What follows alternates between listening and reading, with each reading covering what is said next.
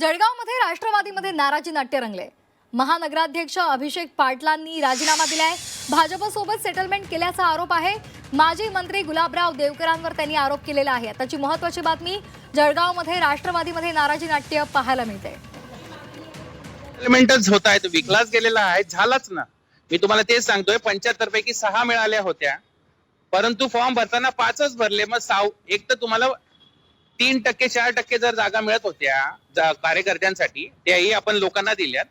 उरलेली 6वी जागा सुद्धा देऊन टाकली। मग याचा अर्थ आपणच धरावा, आता विकला गेलाय का विकली गेली जागा। आमच्या नेत्यांना आम्ही रक्ताचं पाणी करून जरी सत्यता सांगितली, परंतु आमचे नेते फक्त ऐकून घेतील आणि उद्या येऊन परत त्याच नेत्यांना बोलवतील, तुमचं असं केलं का, तुम्ही तसं केलं का, जेवढं विचारतील त्याच्यावर पुढे कोणतीही कारवाई होणार नाही व परत त्याच लोकांच्या हाती सगळं राजकारण, समीकरण, सत्ताकारण जे काही असेल पक्षाचं ते येणार आहे व त्याचे आम्ही हे दुसऱ्यांदा अनुभव घेत आहोत। त्याच्यामुळे आता राष्ट्रवादीला जय श्रीराम केलाय। पक्षाचा जिल्हाध्यक्ष पदाचा मी राजीनामा दिलाय, मी सदस्य सुद्धा राजीनामा दिलाय।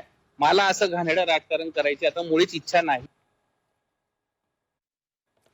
तर माजी मंत्री गुलाबराव देवकरांवर आरोप करण्यात आलेले आहेत। जळगावमध्ये राष्ट्रवादीमध्ये नाराजी नाट्य आपल्याला पाहायला मिळते। महानगराध्यक्ष अभिषेक पाटलांनी राजीनामा दिलेला आहे आणि त्यांनी आरोप सुद्धा केलेले आहेत। भाजपसोबत सेटलमेंट झाल्याचा आरोप त्यांनी केलाय।